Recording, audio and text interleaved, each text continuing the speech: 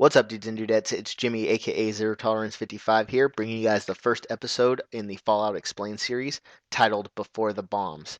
This video will cover all the significant events that lead up to the nuclear war that sets the stage in the Bioshock universe. Whether you're new to this series or you know the whole storyline, hopefully this video will flesh out some of the backstory for you guys. So let's dive into the Fallout universe.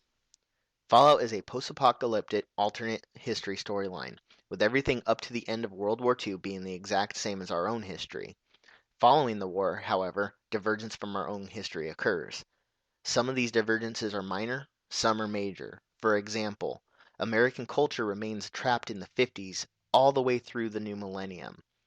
And in the 1969, the state system in the United States is dissolved, and the country is split into 13 commonwealths.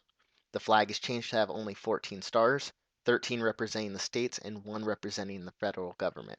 There aren't many major significant events until the early 2000s where resources nationwide begin to dwindle, mainly oil, which causes many strifes between countries.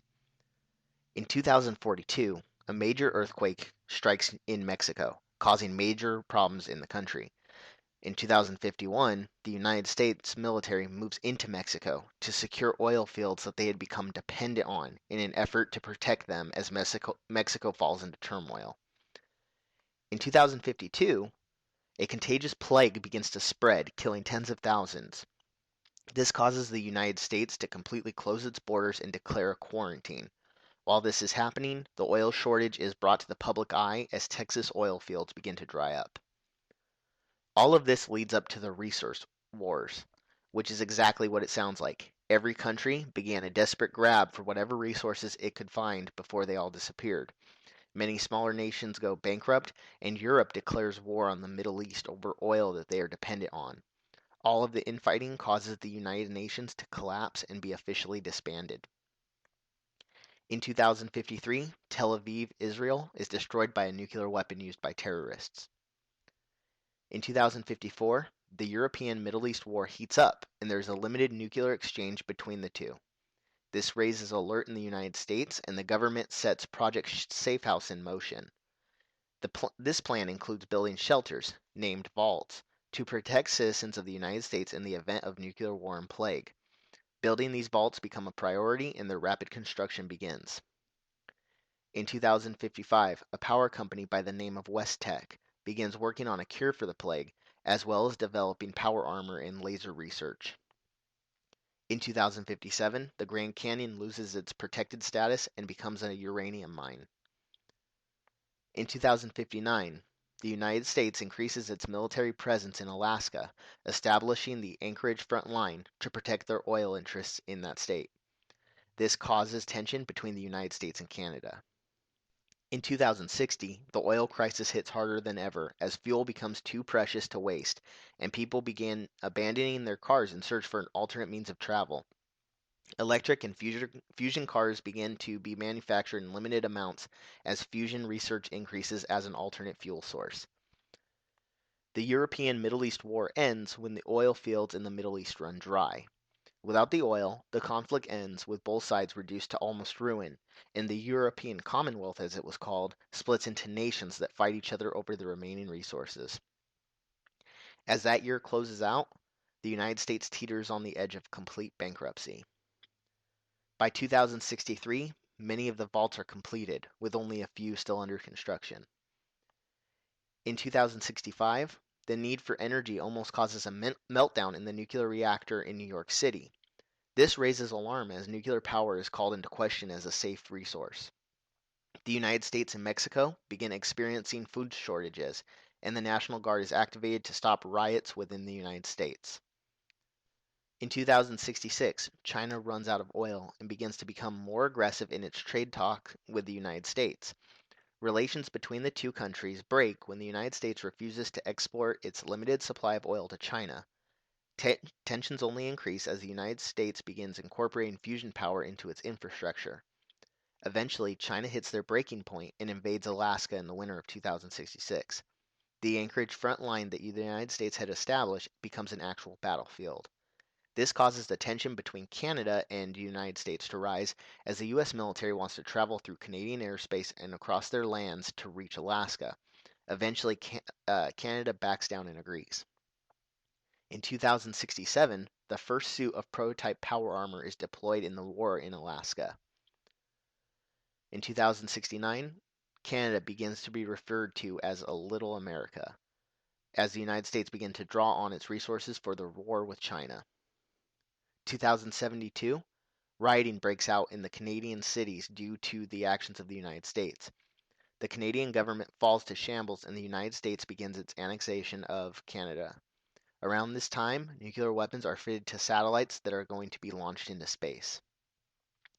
2073, China becomes even more aggressive, using biological weapons in Alaska, so the United States activates the Pan-Immunity Virion Project.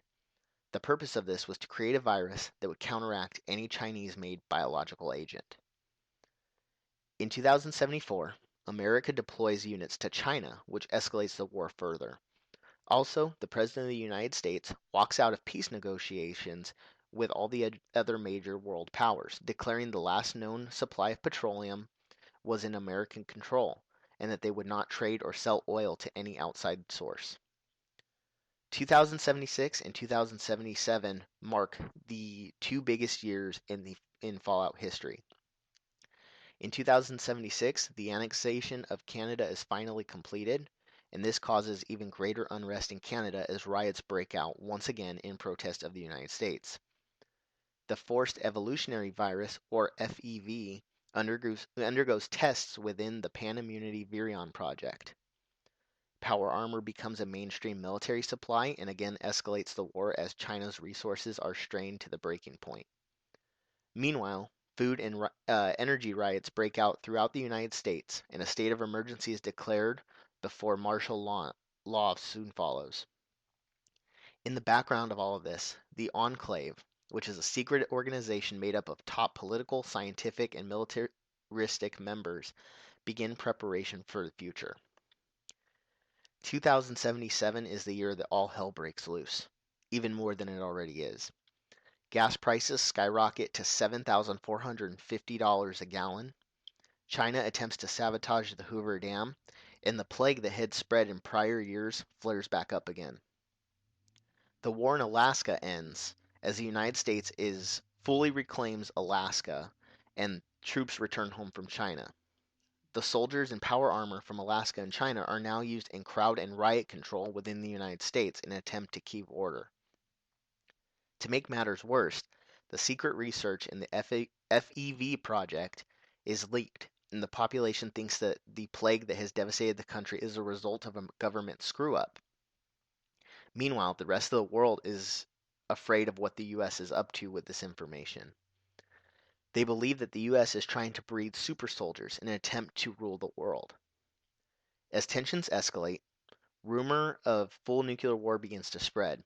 The President of the United States and the Enclave retreat to an oil rig to make contingency plans. Everything continues to boil until someone pushes the button on October 23, 2077.